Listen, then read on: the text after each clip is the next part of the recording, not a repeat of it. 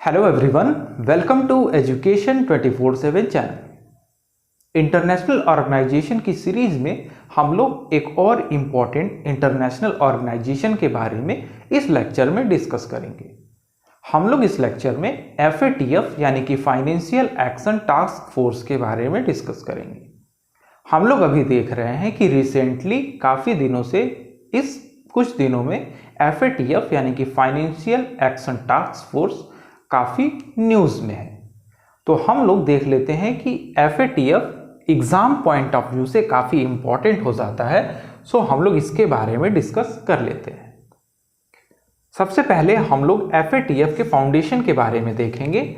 FATF का foundation 1989 में जो G7 कंट्रीज हैं उनकी मीटिंग पेरिस में हुई थी। उसी में यह डिस्कस किया गया कि एक ऐसे संस्था का गठन किया जाए जो कि इल्लीगल ट्रांजैक्शंस यानी कि मनी लॉन्ड्रिंग और इल्लीगल फाइनेंशियल एक्टिविटीज को रोकने के लिए बनाई जाए। सो उस पर्सपेक्टिव से FATF यानी कि फाइनेंशियल एक्शन टास्क फोर्स का गठन किया गया था। हम लोग देख लेते हैं कि FATF में जो फाउंडेशन के टाइम जो मेंबर थे यानी जो मेंबर कंट्रीज थी उनकी संख्या लगभग 16 के आसपास थी। शुरू में FATF में कुल 16 मेंबर्स थे, लेकिन बाद में 2000 तक सन 2000 तक इसमें कुल 31 मेंबर शामिल हो गए थे। यानी सन 2000 तक इसमें कुल 31 मेंबर शामिल हो गए। वैसे अभी रिसेंट टाइम की बात की जाए यानी 2020 तक हम देखें तो इसमें कुल 39 मेंबर्स हैं। इसमें अभी तक कुल 39 मेंबर्स शामिल हैं। इन 39 मेंबर्स में 37 कंट्रीज हैं और 2 रीजनल इंस्टीट्यूशन हैं, जिसमें यूरोपियन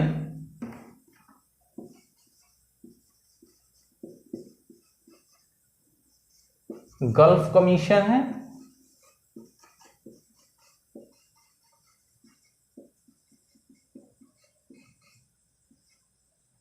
और एक और इंपॉर्टेंट इंस्टीट्यूशन है जिसे हम लोग गल्फ ऑफ इकोनॉमिक कोऑपरेशन बोलते हैं।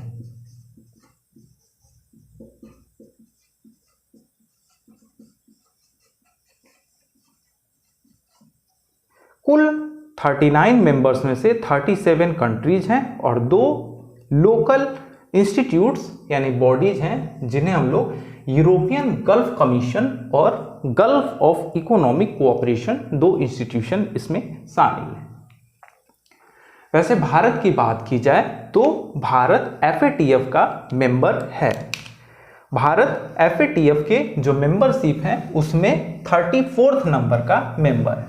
यानी FATF में भारत 34वें नंबर का देश है जो इसमें शामिल हुआ।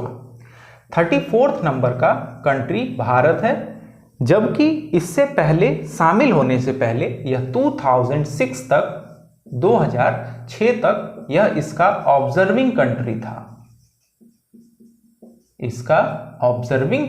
था। 2010 में यह 34th कंट्री के रूप में FATF में शामिल हुआ। वैसे FATF के ऑब्जर्विंग मेंबर्स की बात की जाए तो उसमें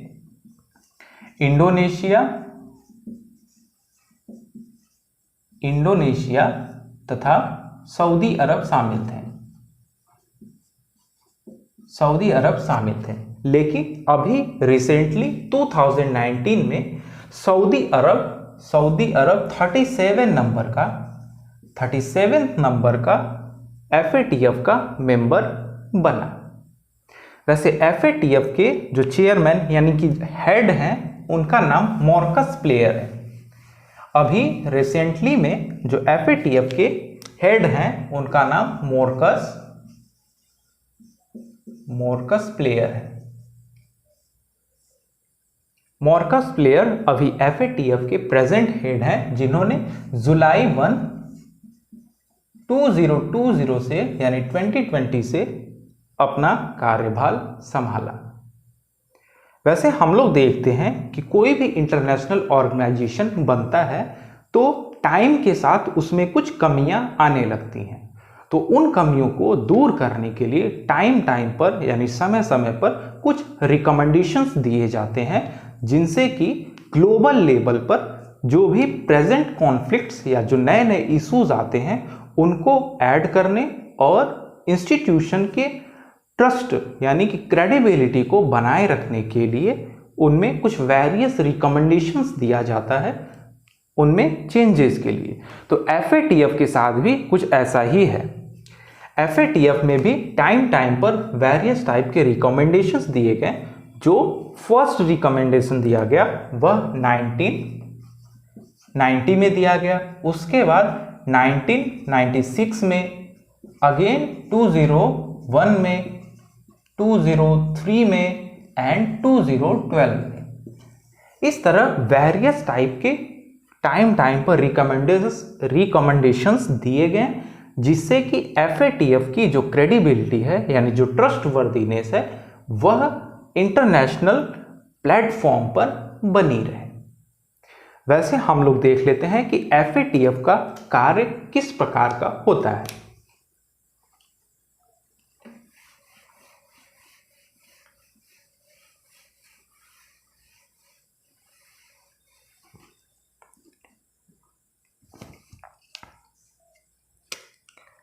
FATF के कार्य को देखने से पहले हम लोग एक और इम्पॉर्टेंट छोटे से पॉइंट को देख लेते हैं कि FATF का जो हेड होता है यानी अभी जो प्रेजेंट में हेड है मार्कस प्लेयर, हेड के रेफरेंस में एक और इम्पॉर्टेंट पॉइंट यहां पर यह है कि जो FATF का कार्यकाल है वह 1 साल का है।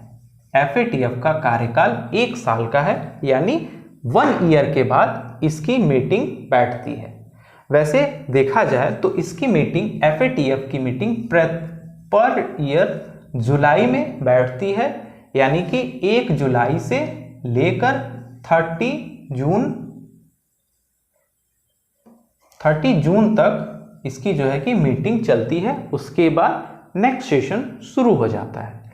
वैसे FATF में एक और इम्पॉर्टेंट कमेटी है जिसे हम लोग प्लेनरी कमेटी के नाम से जानते हैं। प्लेनरी कमेटी के नाम से जानते हैं। इस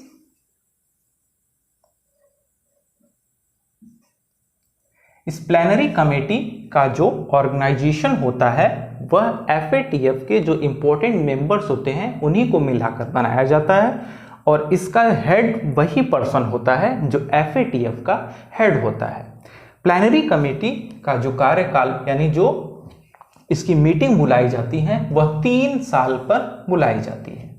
3 साल पर इस प्लेनरी कमेटी की मीटिंग बुलाई जाती है। हम लोग इसके हेडक्वार्टर की बात कर लें तो FATF का हेडक्वार्टर पेरिस में स्थित है।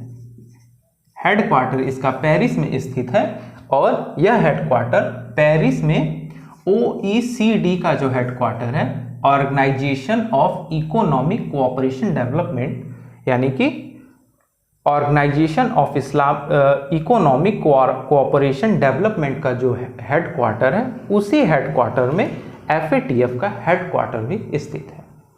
हम लोग FATF के वर्क के बारे में बात कर रहे हैं, तो हम लोग FATF के वर्क्स के बारे में डिस्कस कर लेते हैं। FATF वास्तव में एक लॉ मेकिंग बॉडी है, और यह लॉ किस तरीके की बनाती हैं हम लोग उसके बारे में भी डिस्कस कर लेते हैं। हम लोग देखते हैं कि FATF जो भी रूल रेगुलेशंस बनाती हैं वो टेरर फंडिंग और इल्लीगल ट्रांजैक्शन,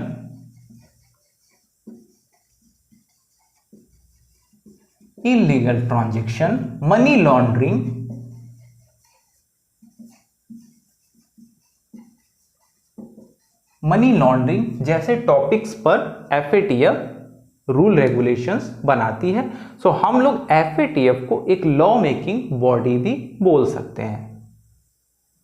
इंटरनेशनल लेवल पर किसी भी दो कंट्रीज या ग्लोबल लेवल पर फाइनेंशियल ट्रांजैक्शन किस तरीके का होगा, कैसे होगा, उनके क्या क्या क्राइटेरियाज होंगे, इसका निर्धारण यानी इसको डिटरमाइन करने का जो काम होता है वो FATF का होता है। FATF का एक इंपॉर्टेंट कार्य यह भी है कि यह वर्चुअल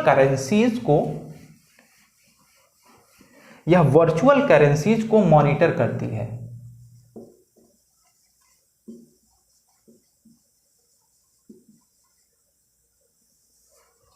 हाल ही में जैसे वर्चुअल करेंसी से जितने भी इश्यूज अभी प्रेजेंट टाइम में दिखाई दे रही हैं, उनसे रिलेटेड इशू को भी डील करने का काम FATF करती है।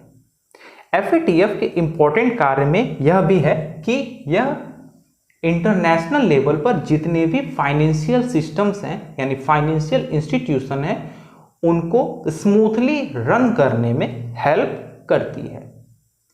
वैसे हम लोग देख रहे हैं कि अभी प्रेजेंट टाइम में FATF न्यूज़ में है, तो उसके न्यूज़ में आने का कारण है पाकिस्तान। सो हम लोग देख लेते हैं कि आखिर FATF अभी न्यूज़ में है तो वो किन कारणों से है। हम लोग देखते हैं कि FATF में दो इंपॉर्टेंट लिस्ट होते हैं जिनकी वजह से अभी ये काफ़ी न्यूज़ में है। तो हम लोग देखते हैं FATF के वो दो ग्रुप्स हैं। So the first group is grey list. दो ग्रुप हैं जिसमें पहले ग्रुप को हम लोग ग्रे लिस्ट के नाम से जानते हैं।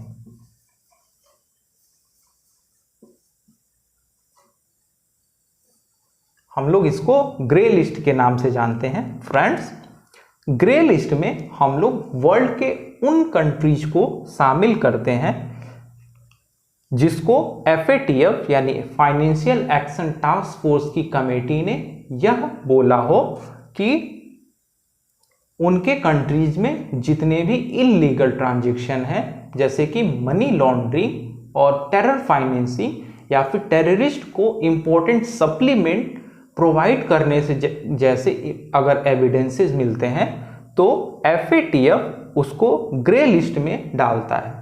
यानी कि FATF ऐसे कंट्रीज को मौका देता है कि वे अपने कंट्रीज में इस तरीके के इल्लीगल ट्रांजैक्शन या फिर टेरर फाइनेंसिंग या उनको सपोर्ट करने जैसी एक्टिविटीज को कम करें, जिससे कि वो ग्रे लिस्ट से बाहर आ सके।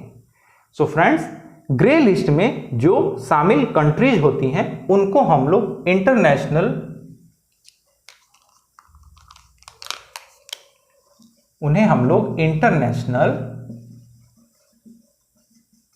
कोऑपरेशन रिव्यू ग्रुप बोलते हैं।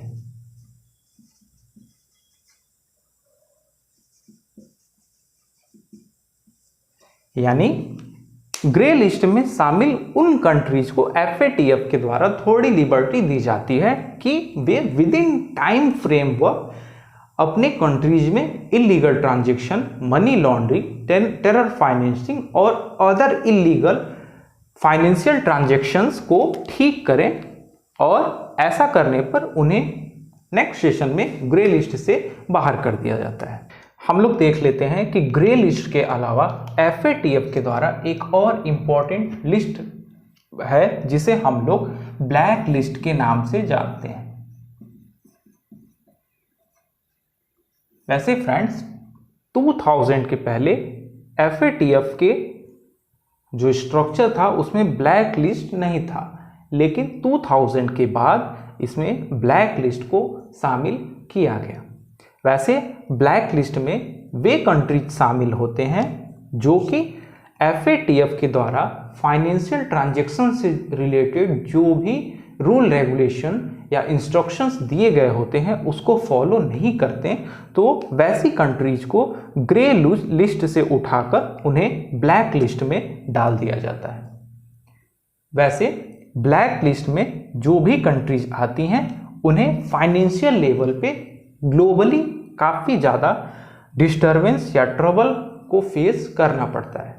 वैसे हम लोग पाकिस्तान की बात करें तो पाकिस्तान अभी तक लगभग 2 बार इस FATF के ब्लैक ग्रे लिस्ट में आ चुका है, जिसमें पहली बार वह 2012 में ग्रे लिस्ट में आया था और यह लगभग 2015 तक ग्रे लिस्ट में था। अभी रिसेंटली पाकिस्तान 2018 से लेकर अभी 2020 तक इस FATF के ग्रे लिस्ट में शामिल है। अभी यदि पाकिस्तान टोटल जो 39 कंट्रीज हैं, अगर उनमें से टोटल 12 कंट्रीज का वोट्स नहीं पाता है तो पाकिस्तान को FATF के ग्रे लिस्ट से उठाकर उसे ब्लैक लिस्ट में डाल दिया जाएगा। वैसे समय समय पर पाकिस्तान को उसके सहयोगी देशों की सपोर्ट मिलती रहती है, जैसे कि मलेशिया, तुर्की और चाइना। इन देशों की मदद से FATF में पाकिस्तान ग्रे लिस्ट में बना रहता है और ब्लैक लिस्ट में नहीं जा पाता। वैसे FATF के ब्लैक लिस्ट में जो कंट्रीज होती हैं उन्हें हम लोग नॉन कोऑपरेटिव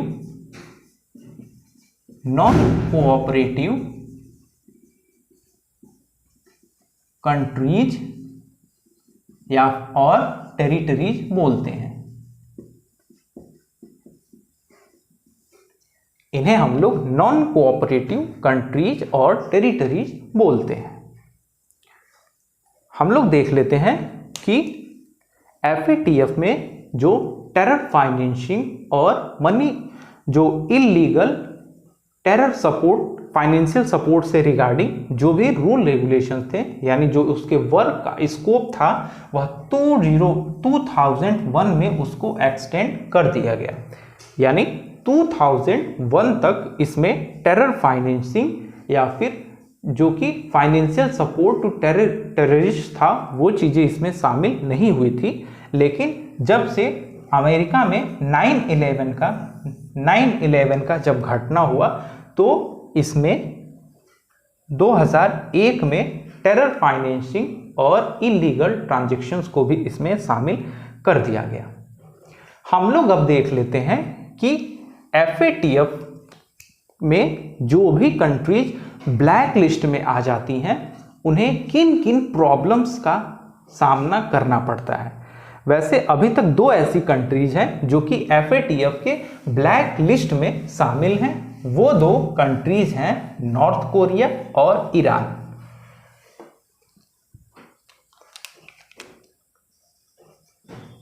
नॉर्थ कोरिया और ईरान 2 ऐसी कंट्रीज हैं जो कि FATF के ब्लैक लिस्ट में शामिल हैं। वैसे FATF के जो ग्रे लिस्ट है उसमें अभी प्रेजेंट में लगभग टोटल 12 कंट्रीज अभी ग्रे लिस्ट में है, वही 2 कंट्रीज नॉर्थ कोरिया और ईरान अभी ब्लैक लिस्ट में है। हम लोग बात कर रहे थे FATF के वे कंट्रीज जो कि ब्लैक लिस्ट में है उनको किन किन प्रॉब्लम्स को फेस करना पड़ता है। तो FATF के अगर ब्लैक लिस्ट में जो कंट्रीज शामिल होती हैं उन्हें हम देखते हैं कि ग्लोबल लेवल पर फाइनेंशियल सपोर्ट कम हो जाता है। यानी जो भी वर्ल्ड लेवल की इंस्टीट्यूशन होती हैं, चाहे IMF या फिर वर्ल्ड बैंक या फिर ADB यानी एशियन डेवलपमेंट बैंक, ये जो बड़े फाइनेंशियल इंस्टीट्यूशंस होते हैं इनकी तरफ से फंडिंग रोक दी जाती है। अनदर इंपॉर्टेंट मेजर ड्रॉबैक यह है कि जो भी कंट्रीज FATF के ब्लैक लिस्ट में शामिल होती हैं उन्हें लगभग टोटल आइसोलेशन का शिकार होना पड़ता है।